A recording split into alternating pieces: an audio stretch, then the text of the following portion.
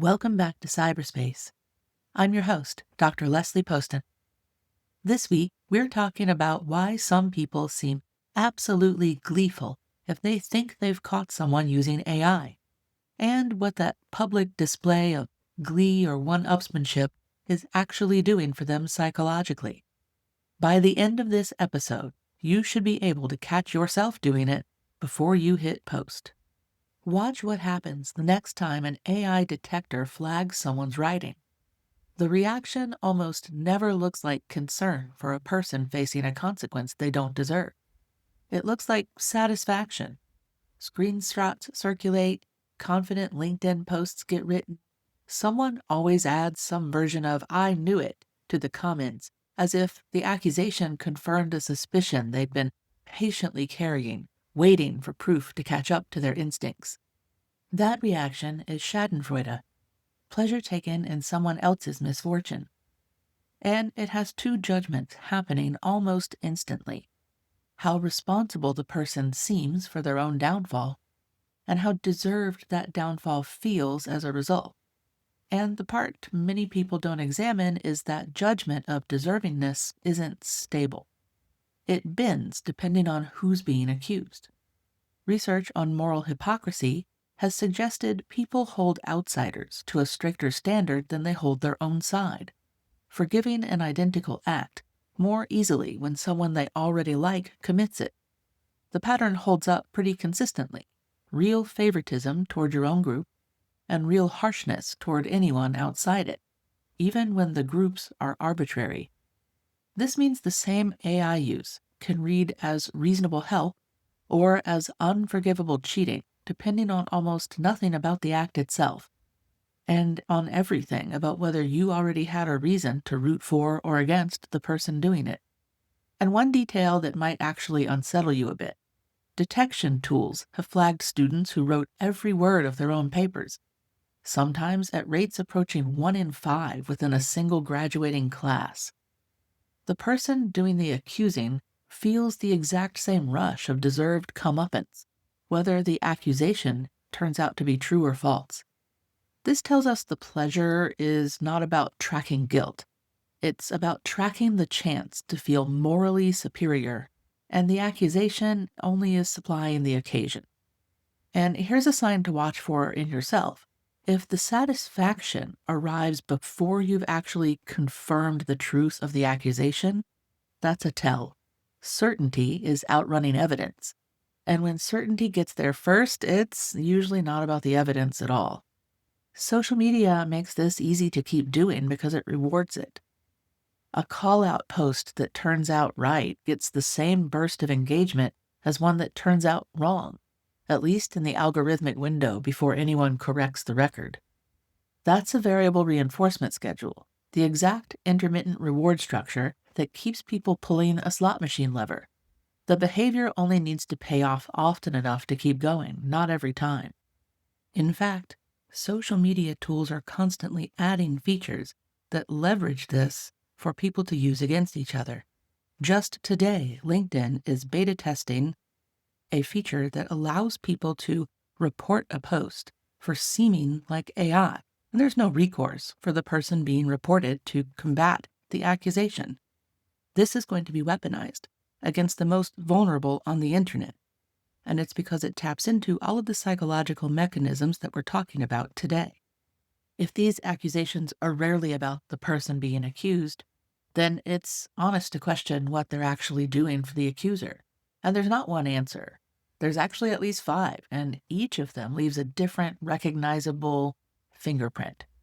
The first is protecting a self-image you know isn't fully earned. Downward comparison is what we call this. When people face a threat to self-esteem that they can't directly fix, they start to cope by finding someone worse off instead. And this shows up pretty strongly in people already uncertain of their own standing. A tool that produces competent, unremarkable output on demand is a real threat to anyone whose sense of value depends on being distinctly good at something. Catching someone else cheating does some real work against that psychological threat. It reframes an entire field as rigged rather than skill-based, And a rigged field means an ordinary result stops being someone's personal failing. The sign here is a feeling of relief rather than resolve. If the accusation makes you feel like the whole system is unfair rather than making you want to actually improve at anything, that relief is the tell in this case. The second is imposter syndrome.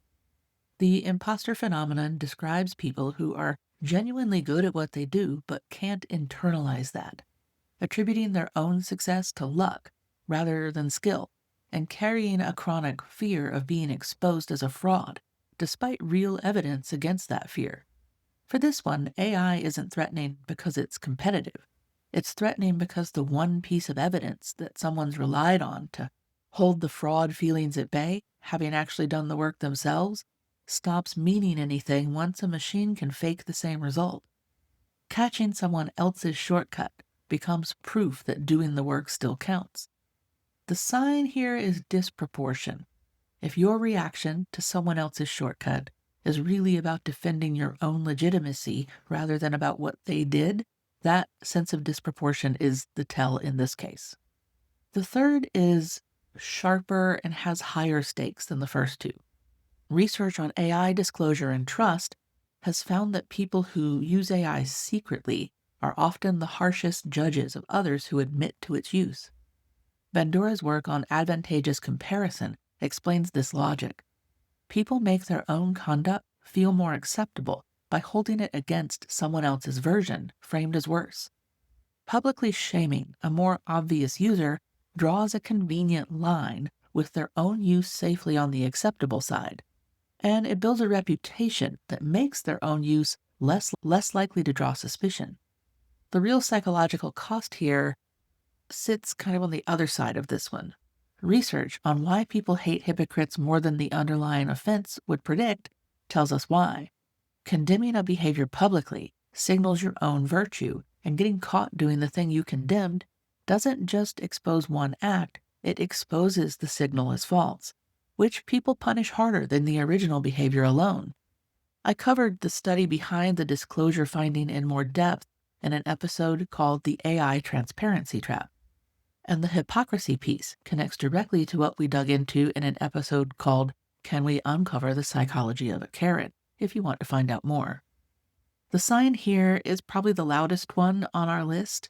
If you feel a compulsion to publicly declare where you stand before anyone's even asked, that eagerness to go on record is worth taking notice of before you post your callout post. The fourth is a performance layered on top of any of these. Moral grandstanding is public condemnation that functions less as an actual moral stance and more as self-promotion, marked by outrage calibrated to signal insight rather than to match the offense. A call-out post is rarely addressed to the person being called out.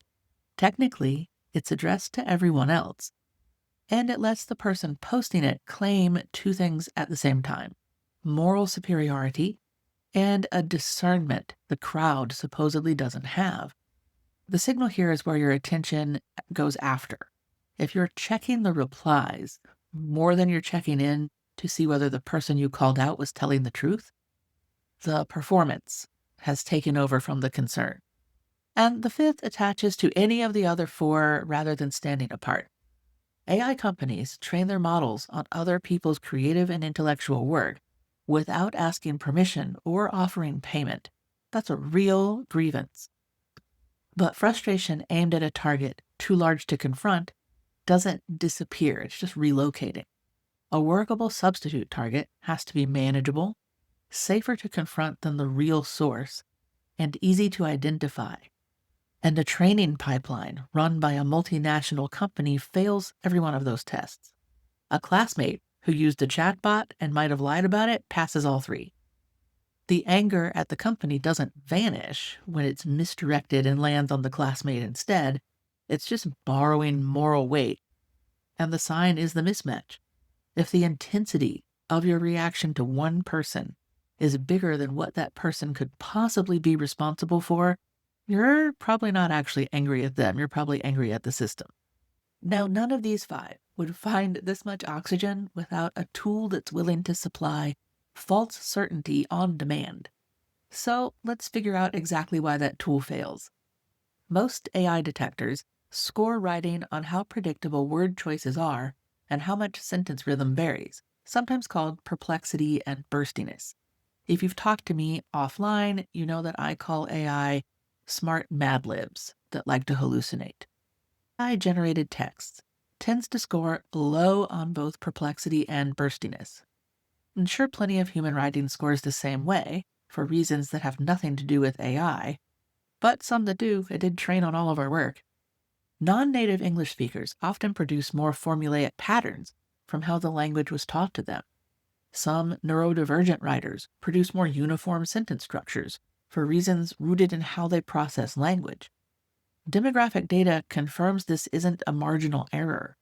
Non-native English speakers and Black students, for example, get falsely flagged at roughly double the rate of everyone else by these AI detection systems. Heck, a student at the University at Buffalo was accused of academic dishonesty after a detector falsely flagged a paper she wrote entirely herself. And roughly 20% of her graduating class was flagged right along with her. The output format makes it worse. An AI detector doesn't report a confidence range. It reports a single number, say 98% AI generated. And that kind of false precision reads as rigor, whether or not the measurement underneath it can support the claim. Whichever of the 5 signs is actually driving someone's accusation, that single number gives them something concrete to point to, instead of a feeling that they'd have to justify out loud. The sign to watch for here is simple.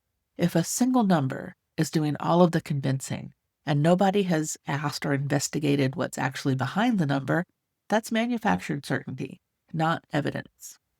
Of course, none of this just started with AI. Earlier versions of the same psychological instincts make the shape of it all easier to see.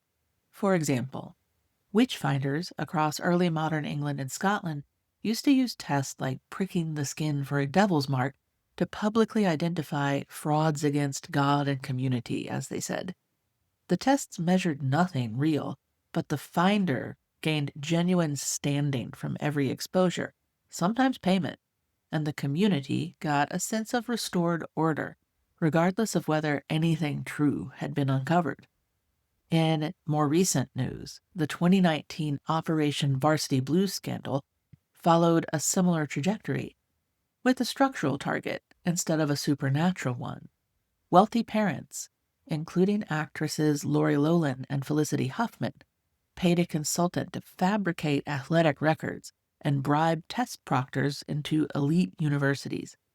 The fraud was real and prosecutable, but the size of the public reaction had less to do with the fraud itself than with what the fraud couldn't fix. Elite admissions, already run on legal advantages available almost exclusively to wealthy families, legacy preference, donor buildings, tutoring that costs tens of thousands of dollars. None of that is illegal, and none of that went away, regardless of what happened to Lolan and Huffman. What was available to the public instead was a small number of identifiable, chargeable, camera-ready people, and the public treated punishing them as if it could settle a score that was actually something they had against the entire system.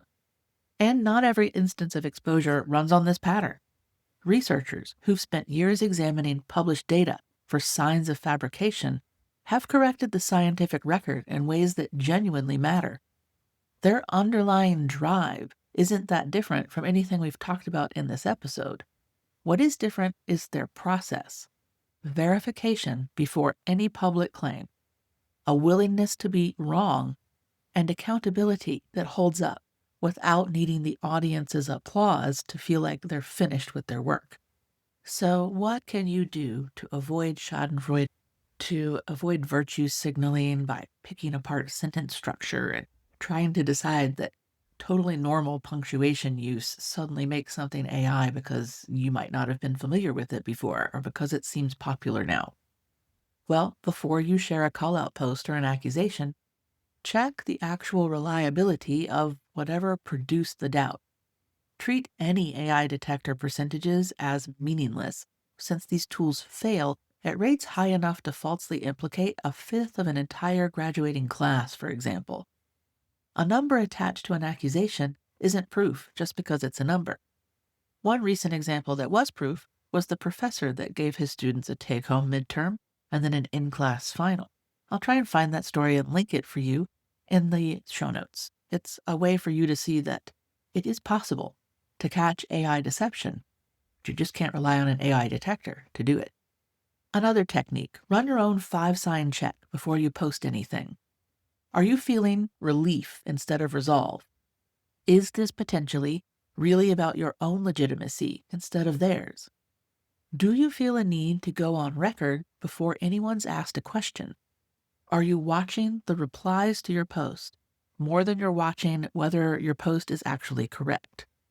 Is the size of your emotional reaction bigger than the size of what this one person could possibly control? Any one of those showing up doesn't necessarily mean you're wrong. It means the accusation is doing something for you that has nothing to do with the person on the other end of it.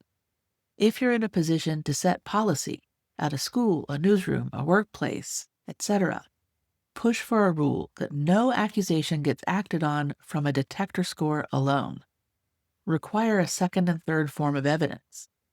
If you can, without revealing their sources, a draft history, perhaps an editing timeline, notes, or an actual conversation before any consequences land. That single procedural change would have protected the Buffalo student we mentioned earlier and everyone flagged next to her. And if you've used AI and have been quietly anxious about what that means about you, that worry deserves to be addressed directly in whatever way actually works for you, not managed indirectly by making sure other people get caught first. Thanks for listening to Cyberspace. I'm your host, Leslie Poston, signing off. As always, until next time, stay curious, and don't forget to subscribe so you never miss an episode.